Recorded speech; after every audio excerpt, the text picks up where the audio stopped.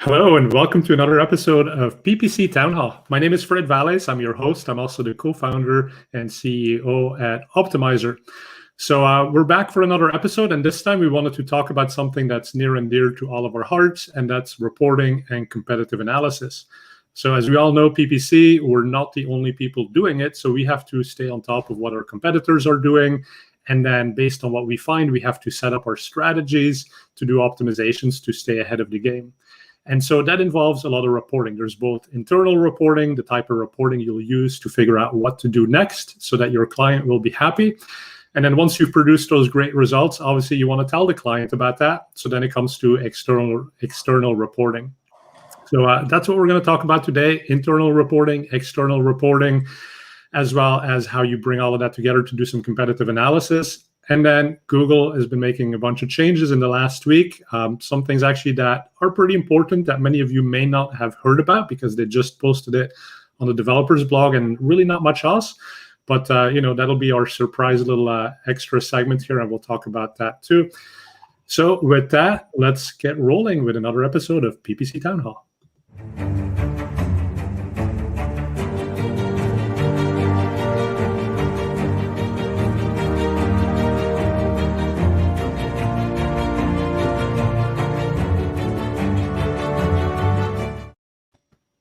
All right. Andrew, it looked like you were enjoying that little music right there. Yeah, this is like the closest thing to, I don't know, like a game just before the Super Bowl. Well,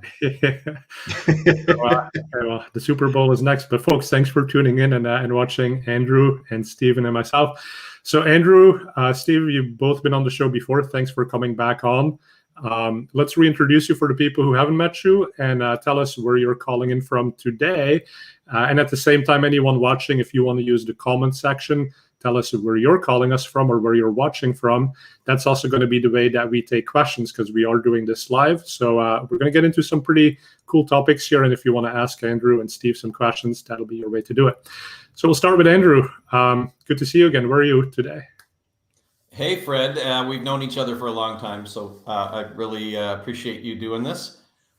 I am calling in from Fredericton, New Brunswick, north of the border. We're on something called Atlantic time, and I have not been in over 6 months. I have not set foot in Toronto, so sign of the times. Wow, so you're one of those people who decided to work from anywhere. I'm working from anywhere. Steve, what about you? Much the same. It's funny. We were ahead of ourselves. We took RankHammer 100% virtual before COVID. So that means I get to be up in the mountains of Colorado where it's snowing, and hopefully we'll actually have a powder day this year, and have people wherever they need to be. So can't complain about that. Nice light snow is a pretty relaxing environment to be around. Not bad. Well, good. So, we promised people we talk a lot about reporting. And actually, before we get into it, like a good resource is Andrew. So, and one little nugget, a little fact, he wrote the first AdWords book. How many years ago was that now? Okay, so the published book with McGraw-Hill was in 2005. So we're looking at 15-ish years. But the ebook came out 3 years prior to that. Yeah. A long time. And I remember, so when I was working at Google, I think your ebook was sort of required reading for the new people joining the support staff. So that was my first exposure to Andrew, and he's sort of like this well-known figure, and everyone was looking up to him. Well, I thought it was pretty amazing because I was just trying to figure out what Google had done, and it was brilliant what they had done. The simplicity and power of allowing us to rotate ads, of allowing us to measure different click-through rates, and to reward us for better relevancy in a paid product was all new. By the way, the second edition, 2008, and edition 2.1, a translation into French by a Belgian translator, 2009. And then I stopped. You've made your claim to fame, but now you're actually writing a 50-part series, and there's some good nuggets in there. So we'll touch on some of those, but let's maybe jump into the first one. So you wrote a post on competitive metrics post average position. And Steve, obviously, I'd love to hear from you as well. It's not the most recent change. Average position did go away quite a while ago now, but that was often like the competitive benchmark, right? I mean, and competition was basically not, we didn't care who else was on the page. It was just like, I want to be position 1. Or I want to be position 2 because maybe position 1 is too expensive and I get better ROAS, CPA in position 2. But how have both of you shifted now that average position is obviously no longer available? Want to go, Steve? Sure. Yeah. I actually love the absolute top percentage metric. I think that was what we were all looking for, really, right at the core of it, because you could look at yourself and say, my average position is 1.5, and you could have been up there 80% of the time, and then like 3 or 4 the remainder of the time, and it still comes out to 1.5, versus if you're 50-50, which is what most people interpreted that as, right? So there were a lot of people, I think, that were pushing themselves up, bidding a lot more in those environments when they didn't actually need to. And so it's nice to kind of see that as if you actually have to be at the top, absolute top is the best metric to actually use.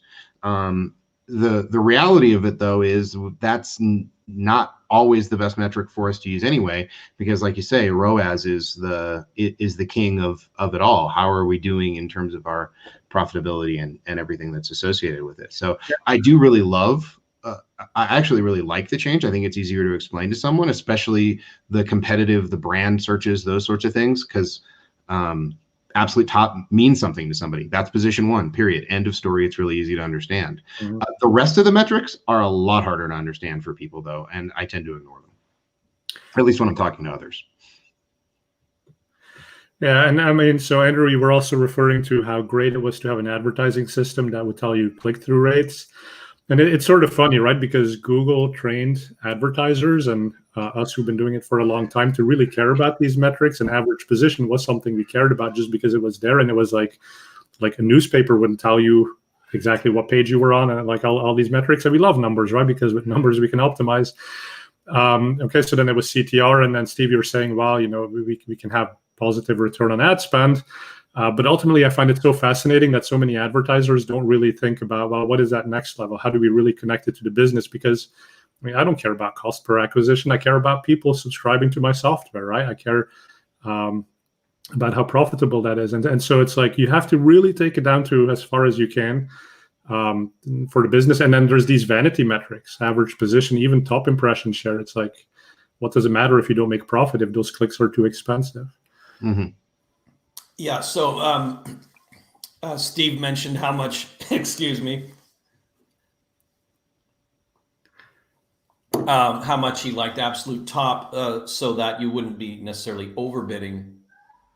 It's also the case that if it's unknown to you, it's 5% or 8%, then you didn't know that you really should be bidding up.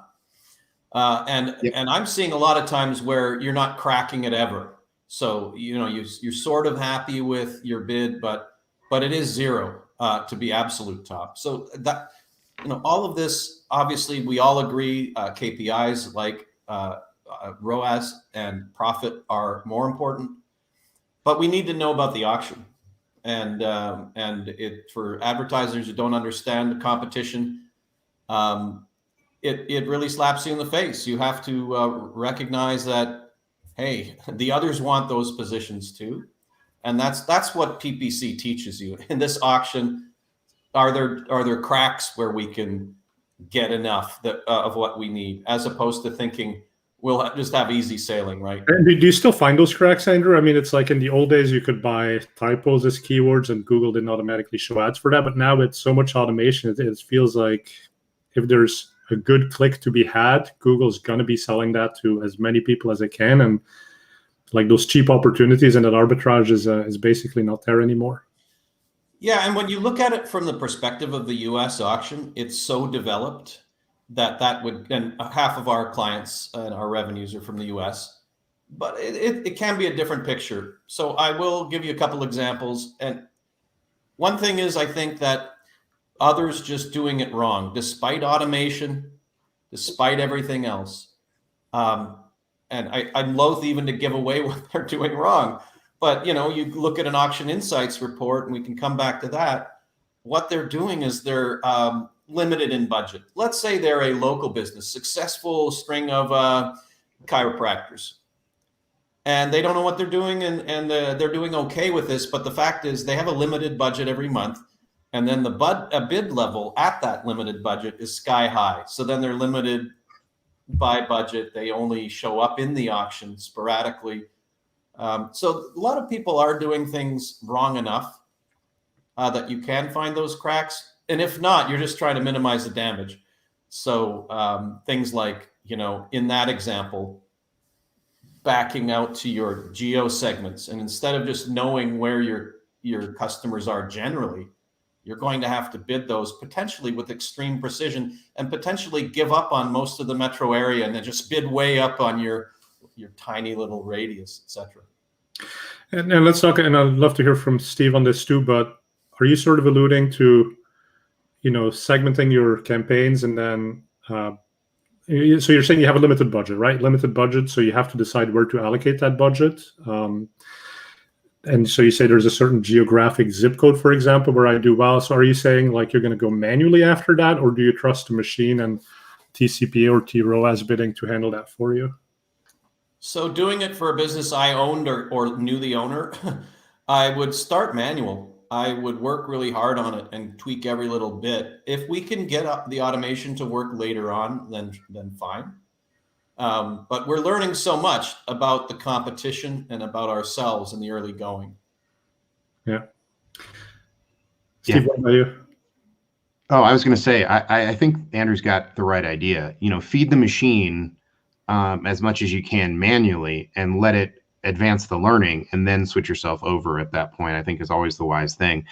I call it judo in terms of the way to play around when you're in one of those competitive situations where you see that and you're not going to be able to outbid that person, or you're in an environment where you're never getting the top position or other things. At the core of it, you just have to come back to the fundamentals. What is the problem that the user is trying to solve? And can I find another judo way to get at that? At the core of it, so let's say I have selling an oscilloscope or something like really narrow like that. There's probably not a lot of people in that. There may be a way more expensive one that's willing to bid a lot more than I am, and that competitor is always outbidding me in the direct I'm looking for an oscilloscope sort of world. But what is it that they're actually trying to do with that? And if you step yourself that one step back, how do I measure noise on a power line? How do I measure 5G noise, or whatever it is that the actual product does? And taking that one step back, that's where I find a lot of the niches and the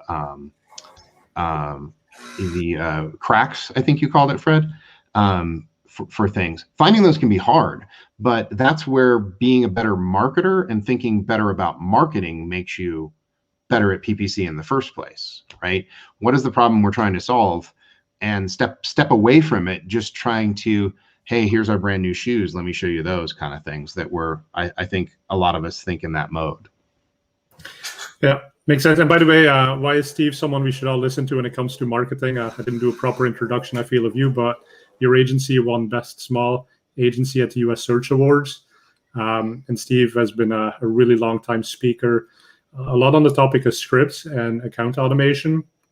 And I think especially in the small agency environment, being able to automate to scale your business is really important. Yeah, there's times, although honestly, as we were talking before the show, a little preview of things, I've started to trust Google's automation a lot more than I used to. That may change in the future. Again, preview of future topics that I know we're going to talk about. But in general, those things opened up possibilities for us to do things that we couldn't otherwise. And I could fall back on sort of classical training as a marketer and let us be marketers rather than just tacticians. And that I think helps everybody in the ecosystem a lot. So what is this thing that we want to talk about, right? For everyone watching. So Google put out a small announcement, sort of a by the way, on the Google Ads developers blog, that starting sometime in April, the smart bidding strategies of target CPA and target ROAS will go away. Yes, you heard that correctly. Target CPA and target ROAS are being sunset.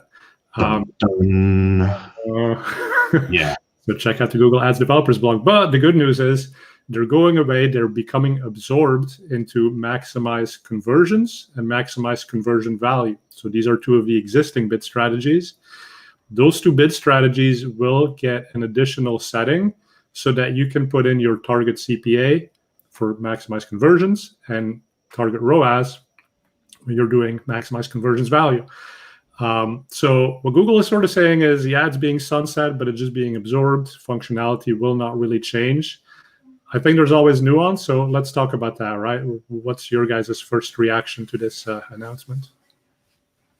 Well, oftentimes, because Google has made so many small and larger changes, they almost roll them out from a pre-existing long-term planning process with bullet points of each little thing and what the revenue impact has been proven to be by testing and projecting.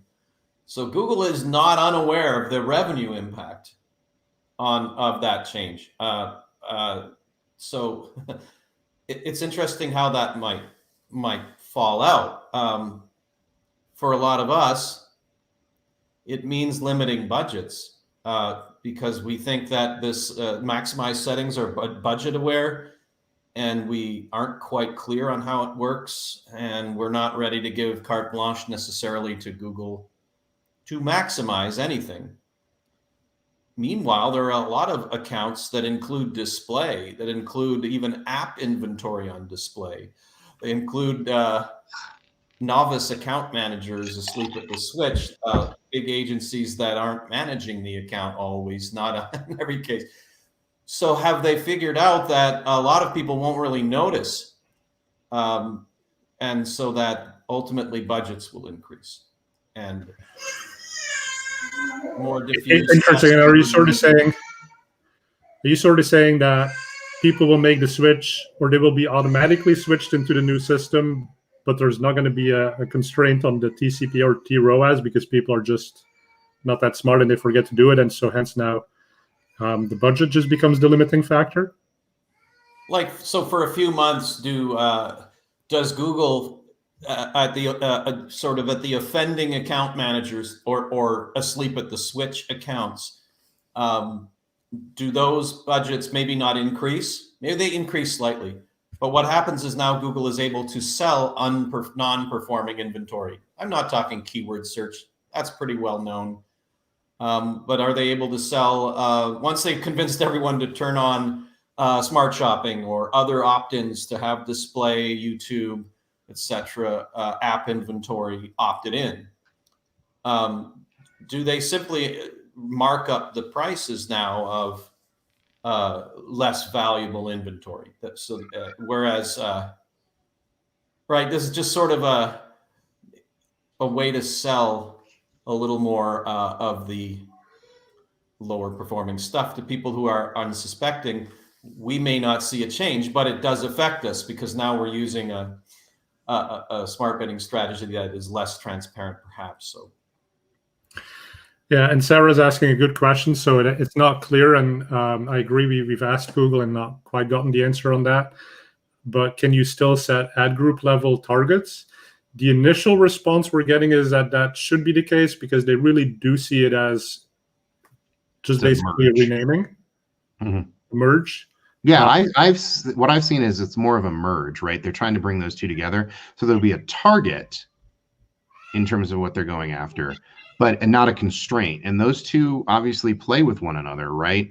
It's one thing if it's a true constraint, and you know, at least my clients and other people's clients, I'm sure, their constraints are real, right? If they're not, you know, 5 or 4 or whatever their number is, they don't want to play in the market. So that could be a real negative. For some people, it is a true constraint. Or, you know, you have to, when you're talking about maximizing CPAs, are we going to get low quality conversions in rather than the high quality conversions we may be truly going after, right? Something I get for a business to business that's on an industry publication is a much higher quality for me than something that's a pseudo pseudo spam or other things like that. And those people in some of the farms will make conversions for you. So those are the things that I worry about within this. But I know we've also played the system a little bit. And I think that's one of the reasons we're doing it. We've over constrained ourselves as agencies. I don't put my real target in because I know you might go over it. So I put a little lower than my real target in, knowing that if you go over it, I'm still okay. So, I think that's one of the real reasons for it. Turning a constraint to a suggestion is more or less the idea here, is at least as I see it. Steve, with if you play with maximize conversion value right now, would you be? There is seemingly a setting to put that suggestion in now. Yep. Do you make use of that? I don't really use maximize conversion as a thing, right? Like I do target ROAS or something that's very specific, or actual conversion value bidding, or things that are more along those lines. And so the pure maximize, somebody was joking that they trust a chiropractor more than maximize conversions. And one of the reasons I don't trust it is the low quality conversions that I've seen come through. Again, business to business is a good portion of our business, and especially on display, there's farms out there that exist that everything, when you look at the data, it looks normal, but you're getting Mickey Mouse as your conversion. It's long tail. We discovered long ago. It's not like you can negative out like 60,000 long tail placements. So, yeah, exactly. Whitelist forever. Anyway, that's another story. We've used maximize, and it's not my idea. My colleagues jumped in a few times, and I've played with it, but it wouldn't have been my favorite thing to do. To wake up a brand new account, to kickstart it, perhaps a newer account. Also, when I've been throwing in the towel on something with extremely confusing intent, that is a really, it's a valuable product. There's a lot of different ways to look at that intent. There's some latency there, so we have attribution issues. And my manual bids and even my target, ROAS bids weren't really getting us the feedback that we needed. And so I, as a next resort, I, put that on maximize conversions, and it's just as good as anything else. And now you're also learning that Google is willing to consider that a lot of inventory might be relevant. It's a pretty wide open, it's open-minded, first of all. But then of course, then you learn what you need to negative out. And that's, yeah, sometimes a little too open-minded, a little bit libertine, shall we say. Absolutely. Yeah, I think that's one of the big challenges of all of it is, where does that tension naturally place itself between the desire to truly maximize conversions and get as much business for our customers and clients as we possibly can, and the desire to maximize the arbitrage of what's out there. There's no question in my mind that Google knows things that we'll never know about their customers before they get that click, right? That's the eCPC works, right? Things like that have always been good about it because of the data that we cannot be exposed to or cannot see. Who knows with FLOC what's going to happen, but even so, that amount of data that they carry on an individual customer that we can't be exposed to, we have to trust them a little bit on that, and it works. The question is, how far do we push that trust? And my feeling is that this might be a little bit over the line for me, in terms of that, which will push me more back into manual and things that are along that line. But we'll see. I'm always hopeful. It depends on how strong that hint is of what the target ROAS is. If I put in $200 per conversion and I'm getting things at $500, that's not kosher.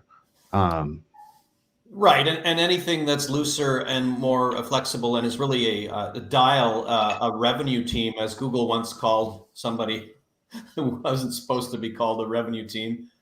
If that helps them get past a bad quarter by turning up their profit by 2%, then the more of those they have, the more they can do what they promised never to do, which was to kind of manage earnings expectations, which doesn't have anything to do with advertising. 90% or so. Well, Google has lots of dials, quality score being a fairly significant one. Yep. But yeah, I mean, I think we both alluded to it as well, right? So there's a little bit of distrust, and I'm going to have to see how this all plays out. But as far as the leads coming in and the quality of the leads and the Mickey Mouse leads, like you were saying, Andrew, is that the real thing here that we need to focus on? Is, if we're going to go into a world of maximized conversions, we just need to make sure that those conversions are high enough quality. And I think a little bit the problem is that a lot of advertisers just are hesitant to communicate what truly matters to them, to Google, right? And if it's just a form fill and you say, that's my lead, that's my conversion, well, yeah, great. I mean, you're going to get lots of lead fills. But now that Google is not doing it to a target CPA, but to maximize conversions, well, which ones are they going to prioritize? Well, the cheapest ones, because you can get more cheap ones than few expensive ones. But the reason they're cheap is because smart advertisers who actually communicate conversion value properly have identified these as being Mickey Mouse leads. Yep. Right. So is that really the focus? Because ultimately, I mean, I think we're all sort of acknowledging that smart bidding, automated bidding, Google knows things we can't know. And even if we knew them, we can't make auction time decisions based on that the way Google can. So, right. So how do we get the best of what they offer, but without the junk that we've sort of come to see because maybe we're not reporting conversions as clearly as we can? And I think that's part of reporting too, right? It's like we always think about reporting as taking stuff out of the ad engine, but what about reporting back into it about what we care and even restating values? I mean, if I sell e-commerce goods and I get lots of returns, well, why shouldn't I communicate that half of my product was returned and that my ROAS, which looked amazing, actually wasn't so amazing? Yeah, those are all great points, Fred. Even you might not have to communicate return rates back, but you might be a smart marketer if you knew that bar stools or a certain style of chair didn't get returns, and you could position a business very well, and you should, based on those kinds of things about what good quality customers do down the road and on their first purchase. So the principles here seem like they're surprisingly consistent over time. Would say what we have to be on the lookout for, and you alluded to it, is almost fake conversions. Now, fake isn't exactly the right word, but if you look at it's not even just in a lead gen business that it's a lower quality lead. It can be. Is that low-hanging fruit being measured? Is it, easier? Is it brand queries creeping in to the query stream? Is it a remarketing conversion and other easy cherry-picking types of conversions? Yeah, so there's a whole range of so some businesses aren't nearly as affected. It's pretty obvious what a revenue is and it works. But I'll go back to the weirdest one we ever encountered, and we realized this principle basically affects everything, though. It was a niche B2B email software, fairly expensive. It was a security product. And oddly, they'd hired a UK-based agency that had more brand experience and big account experience buying display.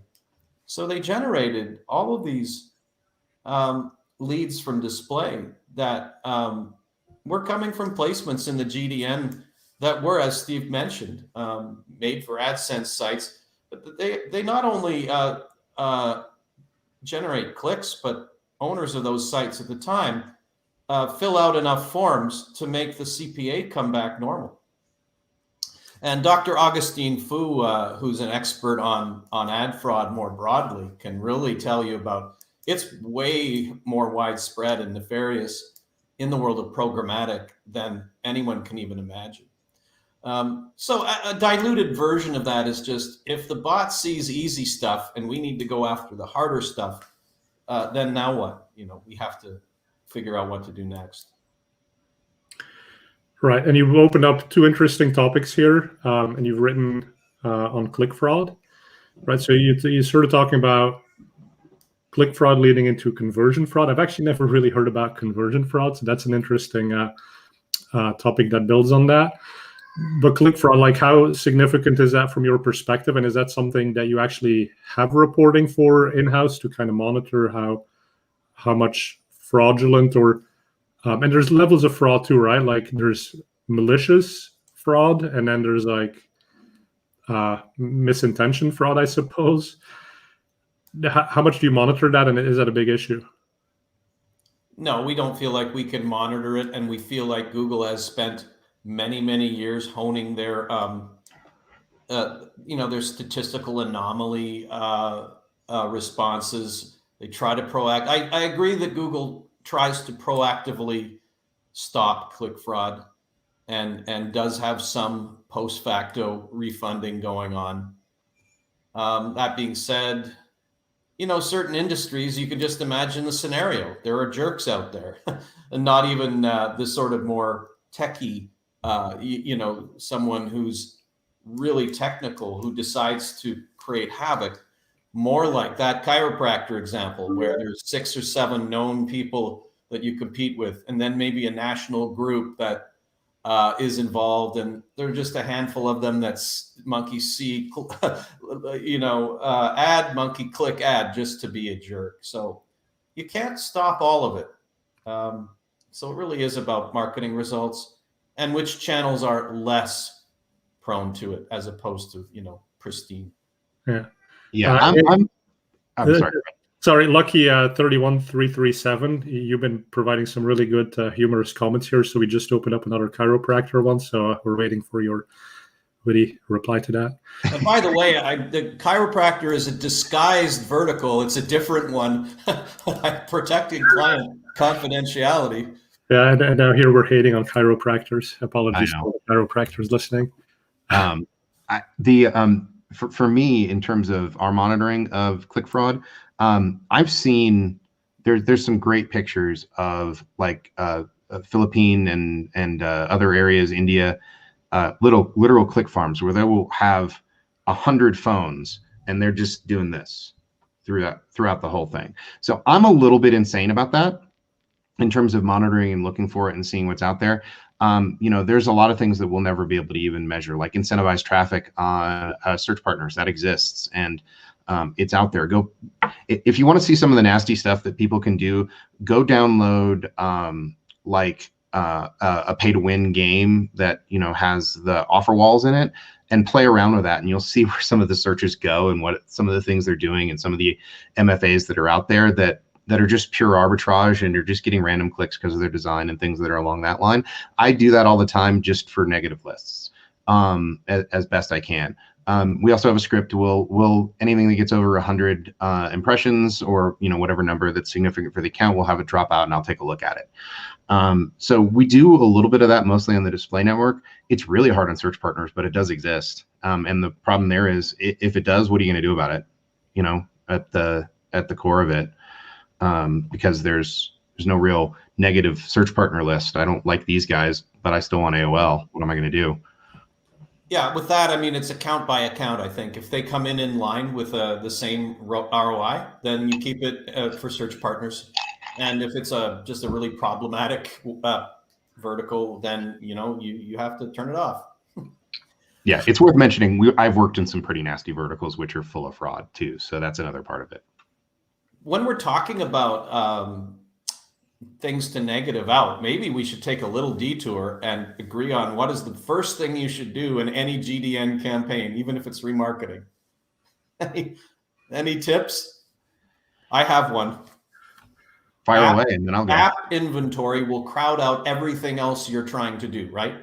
It's not even that it doesn't perform. You can't get any of the other placements to even show up because you'd spend $3 trillion a day. Now, that's Canadian dollars. As a reminder, which is like $5 American. So.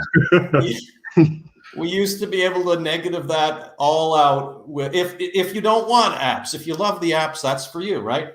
But it was AdSense for mobileapps.com. That was your exclusion, and you were done, one and done. And now what do you have to do? Well, there's no way to do it other than 151 mouse clicks to exclude every single app category. Some are nested, so you'll probably, if you don't know, you'll get 86, and they'll just still be there. So that's well, and shameless plug. You could just use Optmyzr and put the rule engine in place to do that. But or do 150 clicks. Yeah, good. Yeah, there are a few tools. There are now a few tools that will help you do that. Hey, you guys are customers, for full disclosure. For me, one of my first things I'll always do is put in like rated content and the negative, like those sorts of things, the broad exclusions wherever I can get away with them. That helps. And I've started to build out a whitelist as much as I can get away with. Things that I actually know are good, even if they're off topic. And I'm trying to build those and subsegment them down into industry verticals, because I happen to believe there's enough inventory on the Google Display Network that it's virtually unlimited at this point, right? So if I have 1,000 sites that I know are good, that's all I need, and I'm more than happy to just bid on those. And again, in my world, I'm not trying to spend $100,000 a day, so I don't need the long tail stuff. So I'm a whitelist fan. Yeah, I like whitelists. I think it's smart. I mean, go back to being a traditional marketer, which I'm not, but I can appreciate what they did. That is, here's one thing you know is solid and certain. I want to be on this publication. I don't know about the other publications, so I want my ads to show up in these places. That's not perfect, but I know there's just too many problems with the vastness of the uncertain universe of the rest of it. So there really is, and it's whack-a-mole. That's the problem. Is as soon as they come in, you get another one that's garbage that comes in right now. With the whack-a-mole, I mean, that's where scripts are so ideal, right? So Steve, you could probably write one that's like, basically, here's my list of approved sites, and then the moment I get one impression or more from something that's not on that list, negative, right? And it is whack-a-mole, but at least with automation, you can sort of hopefully get lots of impressions that lead to not too many clicks. How we built the whitelist. Yeah, in reverse, right? The stuff that was good, that's our position list.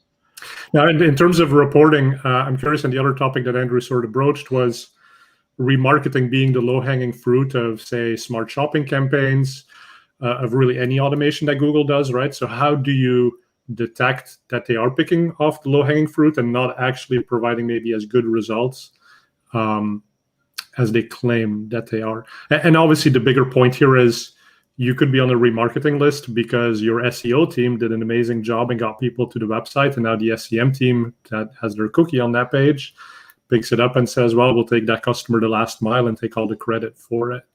So is that really as valuable as you thought it was? But then with smart shopping, for example, Google doesn't really break it out by types. Although there was a hack, a recent workaround, I think, that somebody was seeing in beta. And we're hoping that comes to more. So in the reports, you could now add a dimension, which basically was going to show you when it was remarketing. Yeah. So on that, this is not current, but it was an example of how one of our team dug up the intel on in GA as to whether a certain campaign was producing conversions from remarketing audiences. There's some segmenting you could do, and it was in something called Smart Display. It was about 5 years ago when there was a Smart Display, and there were always evolutions to these products. But that proved to us that was almost entirely remarketing instead of any prospecting at all. But yeah, I think what you're also leading us to, Fred, is that remarketing is really, really important and useful. Like email, we think of it as a team of marketing channels that if certain businesses need that whole team to contribute cost effectively to create the most profitable growth. So in some cases, not enough remarketing or retargeting is being done. For example, you might have limited reach on GDN. Facebook might be a lot better, even though you can't trust Facebook's internal metrics. And programmatic is, if done well and cautiously, could be a huge hole in these things. And now we're getting into a whole new realm based on the changing tracking constraints that come through the main browsers available to people that may really, really affect that avenue. But programmatic is much broader than just than what GDN can offer you. And if you're not reaching people a few days after they see that high ticket item, you could lose that sale. Mm-hmm. Yeah, I'm a huge fan of going beyond last click to try and avoid this problem. I'm really curious as to how the new models are going to play with it, how Flock will play with it, how all this other stuff will work with multiple touch point attribution. And as much as anything, those are questions for me right now, not answers. Flock? I've never heard Flock. Federated learning of cohorts. Okay. The new idea that's going to go beyond the cookie for an attribution basis and for cohorting and targeting of stuff on audiences, essentially of audiences, right? That's the big specter that's out there, I guess, and who knows when that. Hi, Ginny, welcome to Google. Now go explain Flock to everybody. Which, you know, she's certainly doing her best to do that. But, you know, with the announcement to get rid of the cookie, how does that affect multiple touch point attribution? Which is incredibly important, especially for a good portion of my clients that are business to business, where we have those multiple touch points by their nature. And like you say, that if your conversion only gets half because it was truly a multi-touch point, that helps you get away from just getting low-hanging fruit, and it has to attribute back to the original touch point as well. You know, if you're in just a linear model or a time decay model or a first touch value model or whatever the sort of model you're using. But if we're going to have to go back to last click when we go beyond the cookie, what happens? I don't have an answer yet. Yeah. Yeah, we're in a really, and it's already there in some ways where you have a weird attribution difficulty in long sales cycles, of course. So there's already a thing where it's guessing is not the right word, but understanding how to directionally, or you know, how to interpret weak signals that you will never see full attribution, and that sounds like it's going to get a lot harder. This Flock concept does sound to me, again, I just create stories in my head. I imagine a bunch of wizards, like evil wizards, having strange tea and studying how to, you know, take over the world. And I think the wizards at Google studied Facebook and realized, well, now Facebook's making it a lot harder to really understand if you're getting a precise audience, and yet look at their profitability. So too bad you can't have any targeting, you know, and you can only do that if we have no choice in the matter. It's my job to be the cynic, Andrew. That's normally my role. Yeah, too many cynics on this call today. Yeah. Hey, let's shift topics here for a second. So one person is asking about data visualization, right? So this is kind of bringing it back to core reporting. Let's spend a minute on that. How do you guys like to do reports for your clients? Because there's a lot of complicated concepts and there's a lot of change. So how do you keep your client informed at the right level, and how important is visualization in that? And if you visualize, how do you do it? Oh, I'll just preface this by saying my entire shtick on the last thing on reporting, which was over at a conference series, the SMX. I have to point out that I'm more about reporting to myself or for the PPC manager to find reports for optimization. The communication thing, I don't feel like you should listen to me at all. Big companies have a lot different requirements than smaller. Our clients are a mix, but we tend to have clients ignore elaborate reporting. They get used to the rhythm of the metrics that matter. And we jump off of the reporting, whatever it is, and it's more ad hoc conversations that lead off in solving a particular problem. I will say I do like, whether it's in a tool like we used to use Optmyzr or Quizio, whether it's within Google, they used AdWords had a little reporting thing that's people now try to use Google Data Studio for that. I do like a simple line graph that shows trend lines of key metrics, even going back 14 months. So that visualization I feel is important. Give people that choice between understanding a year over year or a month to month trend line. And for things like mobile revenue share, pie graph is better, right? Beyond that, you could do endless numbers of visualizations, so the thing is, when and is it your full-time job to do it? It's really a return on time spent issue. I think this is another place where there's a natural friction between what we want to say sometimes as PPC. Look at all this cool stuff we did. I optimized the quality score, and this is what happened, or I raised the bids by 10%, and this is what happened, or we really want to detail out all of the cool little tactical stuff that we do, and talk about exactly how it affected us. Like Andrew was saying, an F500 CEO or an F500 director, we're one of 50 tactics to them at best, and they don't care until they do. So I like to, in terms of reporting, I do everything in a one pager, and I like to make it as simple as possible. How do we do last year? How are we doing right now? How does that compare to last year? And how does that compare to the month over month?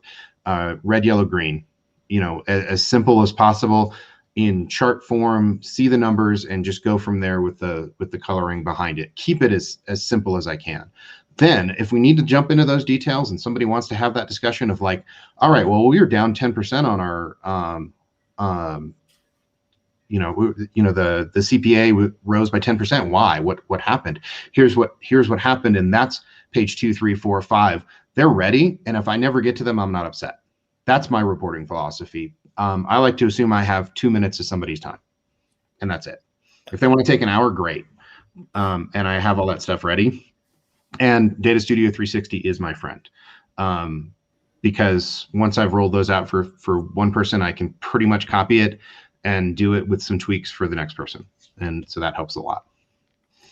Yeah, one thing that I think we all do is we pull reports on demand, specific answers to questions. Think about what any version of Google Analytics offers, and you can go in and be very precise in what you pull out. And so that's, that monthly report is a nice ceremony that you can have. And yeah, I mean, we don't do as much with fancy tools like Power BI, but we've had clients just needing more color, and so we dive into GA, bring it out. This is a constant thing. I love to do that. And you really have to have your wits about you, because someone might actually have made a huge mistake on the other side. So you need to be tactful, I guess. For example, hey, we're down. Like, what happened in December? That's a question. What happened? Like, oh, it was a huge fail. Meanwhile, the business is thriving. So you're like, it's 10 at night, and you're like, should I just freak out right now? So then you go into all of the nuances. Some examples in that case.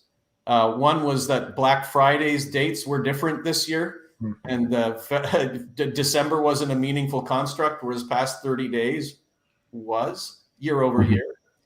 And then this is very typical. Facebook wasn't reporting properly last year, and it is this year, and so on. Yeah, I'd love to have the time. I think it's great that people are doing more business intelligence. We're just an agency that is, kind of forced to stick to the economics of how much time we have for any given client. So the one challenge I always find with a variety of tools is, what's the source of truth? And that concept of trying to figure out what the source of truth is can be a really sticky one, right? So if somebody's got something like Pardot or HubSpot or something like that, that's their source of truth, but it's not always got the greatest reporting tools. It's not always got the greatest way to get that information back out into the systems that we like to use. That can be a real challenge for things. And merging and bringing those things from the disparate systems is really one, at least openly speaking, is one of the biggest things that I find a real challenge with. Data Studio 360, at least for us, can do that pretty well. Although you're always paying for connectors, right? Supermetrics, you got a great business. Are you available on the NASDAQ anywhere, investors? it's great because I don't want to have to program that API 30, every time I'm doing it. I don't really even know what I'm doing enough to do that, and I'm pretty decent at it. So that ability, it does raise the cost, but not significantly enough. And where you have the multiple systems that are out there, everyone just has to agree on what is the system of record and what is the truth. And the biggest challenge I have is somebody's talking HubSpot language or Pardot language or Salesforce language or whatever else, and I'm talking GA, and those two don't always agree, right? Oh, great point. Absolutely important point. On that, I think as marketers, especially if we've been in a number of different situations or have a lot of experience, it's incumbent upon us to advise a client or a boss as to the most likely to be true source of truth, and definitely fend off the completely untrue sources. And one that comes to mind is Shopify. Shopify has a lot of truth in there that's more true than other places. But as far as any kind of marketing attribution, I wouldn't look at that at all. Now, that being said, with businesses we feel strongly about, feel like almost an owner, we look at everything in there. We look at the orders. I just don't take the channel attribution seriously at all. But to understand different reports in a Shopify is valuable, but or invaluable, really. So really the texture is important. If you have the opportunity to be able to log in to more than just the surface level GA, great. But it won't always, it won't always give credit to your channels. No, yeah, like Pardot's, as I understand it, at least, and I'm not a Pardot pro. I mean, I use it, but I'm not a pro.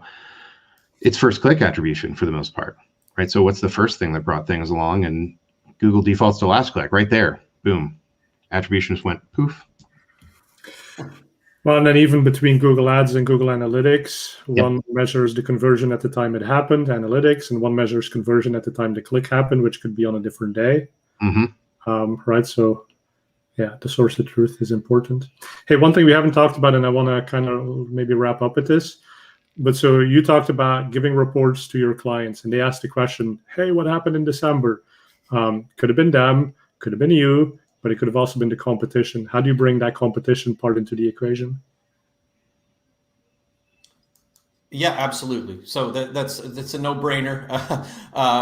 There are people who spend their whole lives producing decks on competitive analysis techniques, and I used to attend those sessions and be blown away.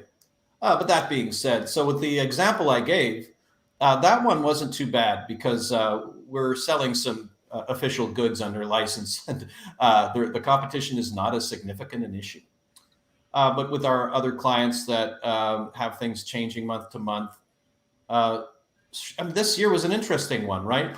The auction insights reports in Google Ads are unbelievably helpful because we can actually even tell when big competitors exited entirely. Everyone in e-commerce is aware that at Amazon sort of backed off when there was huge fulfillment problems and a number of other large competitors. So, on one hand, a number of large competitors got scared. So let's say it's in the Canadian, in this case, although we had a UK example as well, where large competitors were like spooked by COVID, like so badly that they were shutting off ads. And then, so when they returned, it was July though, quietly returning in July, sooner than maybe many people had assumed. And so while we continued to do well in this e-commerce COVID bump, we were able to trace back. Okay, but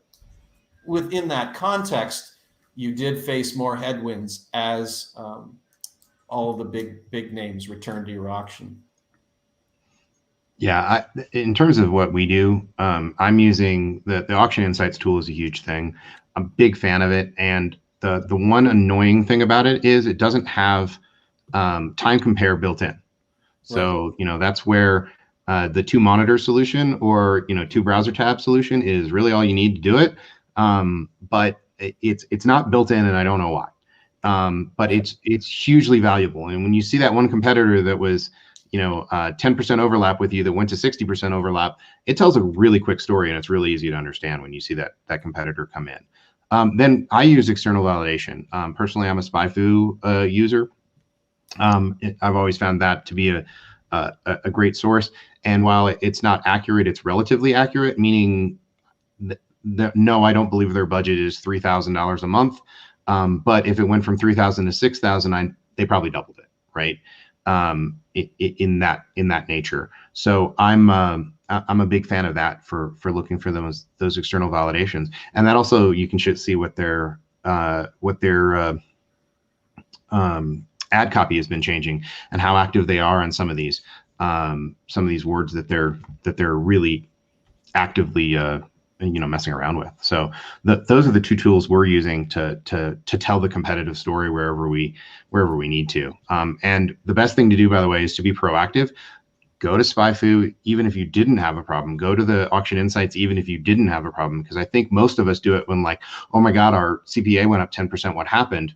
Versus our CPA went down 10%, and not trying to tell the story that a competitor left or something along that line, and it kind of makes you cocky about right. Maybe the opposite happens, and you have to say, yeah, exactly. You're not the bad guy in this situation.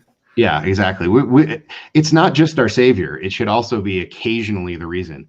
That big obnoxious competitor that was taking up #1 position and bidding $200 for air conditioning in Texas, they're gone now because they figured out that 10% conversion rate is still $2,000. Air conditioning in Texas? I thought it was freezing there. Yeah, this time of year, but that was one of the most competitive words I've ever had to bid on. Hey, well, great. So this has been a fantastic conversation. I want to give each of you a minute to maybe tell people how to get a hold of you or mention any points that we should have mentioned. Andrew, why don't we start off with you?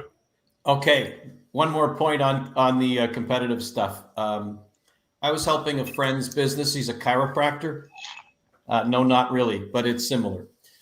And people on here tend to be intermediate to advanced, but we forget that to the average business owner, this Google Ads capabilities are like magic. The competitive intelligence you get right away is much better than a lot of other ways to look at it, right? So we're looking at, what competitors are advertising. And then we look at, there's a national company that has set up a lead gen site that it's really just a front for dental leads by another name. Chiropractic leads. So I reported this to the client, and they know one of the underlying businesses that gets leads from that advertiser. And they're also telling us stories about the underlying health of that whole group. And it's not, so we're already entering into a huge dialogue about, how scared should we be about this participant in the auction who seems to kind of dominate absolute top, etc. So it's very useful for new businesses. You can get in touch with me, of course, on social, Andrew_Goodman on Twitter. And also check out my content series, thescienceofppc.com. And how do people find your agency? Page Zero Media, pagezero.com. Nice. Steve, what about you? Well,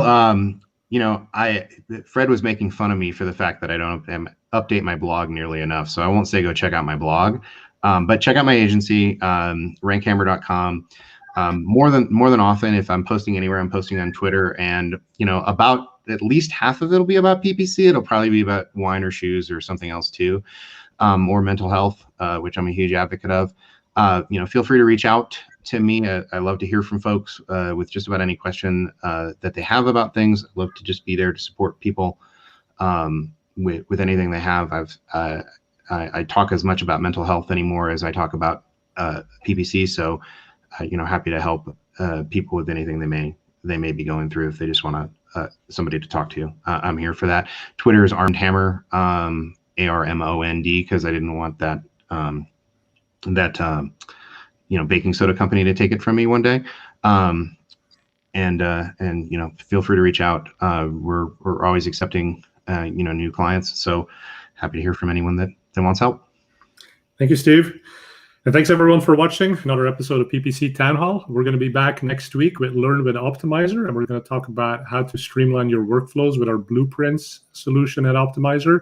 And then the week after that, we're back with another episode of PPC Town Hall. It's going to be on everyone's favorite topic of bidding, bid management, and we're going to bring back Google to help answer a couple of questions. And we can definitely go into the CPA ROAS change and get to the bottom of all of that.